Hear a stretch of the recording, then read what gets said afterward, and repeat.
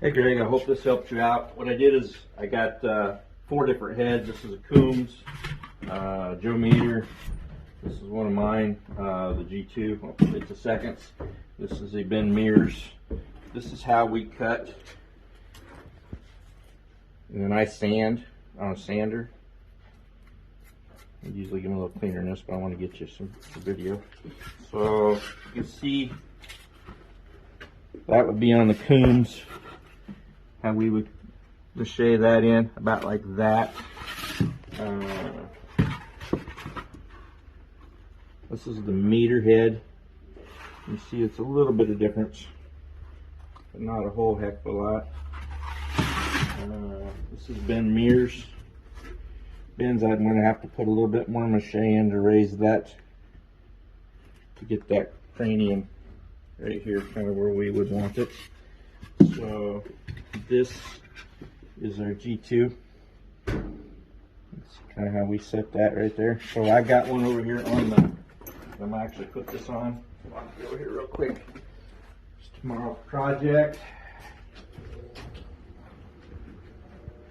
So I start with just, like I told you, paper mache, which is just plaster Paris and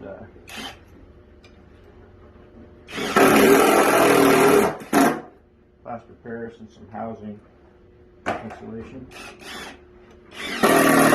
paper pulp,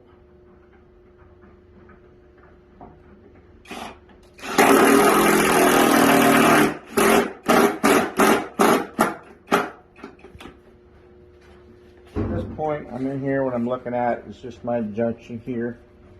I'll end up putting a little bit of clay on that.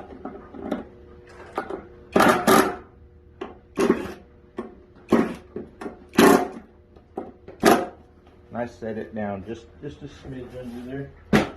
So now, do I have that mache sitting here? That bucket. I just come in with my mache. I lay that mache up in there. I just keep it out so it don't get around those screws whatsoever. Now, if this would have been a narrower headed buck, like this, I would say is a 4.5-year-old, 5.5-year-old maybe. He's a heavy hitter. But if this was a little bit narrower, what I would do at that point, hang on, let me get this. You'd always take on this muscle right here, and I just take my knife, if it's not quite this heavy of a buck, and I will scribe that off right there. Just under that little bit of a hump.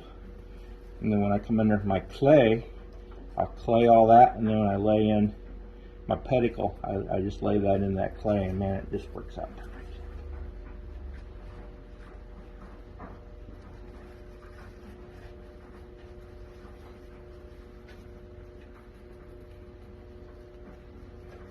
I got that cellophane down there, so I'll be able to pop that corner right off there when I get done, get it ready to go.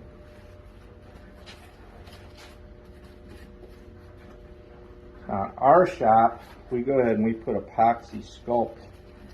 We just roll out like a pencil size epoxy sculpt, and I epoxy sculpt and blend that down to that mannequin with that, and that way when we set that mannequin or set that hide up there around that pedicle, we got that epoxy sculpt. So I'm going to do a little bit of that with clay, just so I can show you how we do that.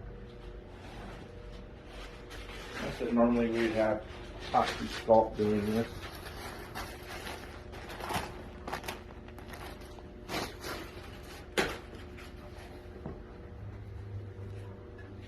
Let's see if we can roll out. Oh, a little bigger than a pencil. I come in just like that with my clays, wrap around there, and get myself some room. And I would do this literally after I've got my hide and stuff on. It'd be the last thing I'd be doing. Like I said, I'd be using epoxy sculpt for this, but I'm just doing it for an example for you. I just blend that in right there.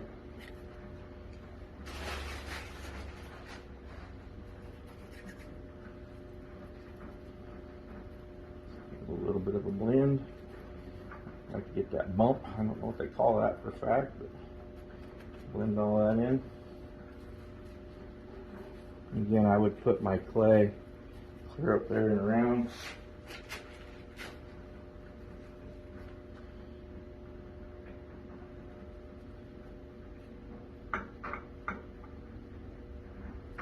Like that.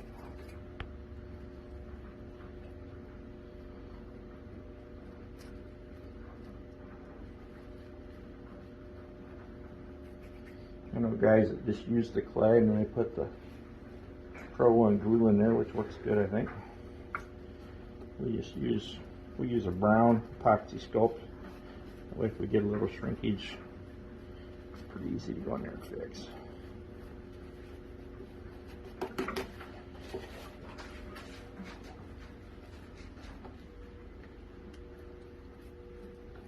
you can see, I got my room in there to set.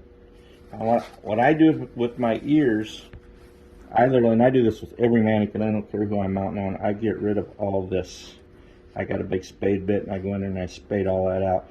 And I fill that back with clay, and that way I have the mobility that I want to do whatever I want with that ear.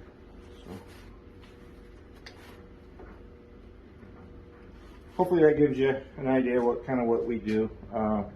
Just from talking to you on the phone, you might be a little bit narrower here. If you are, just take your knife and just scalp a little of that off right there. It's just that muscle that ties up. But if I'm using, like I said, if I've got a 2.5, 3.5-year-old, I might take a little of that off right there. And then when I clay my ear, I'll lay some clay out there so I can get that detail back in this. Hope that helps. Thank you. Bye.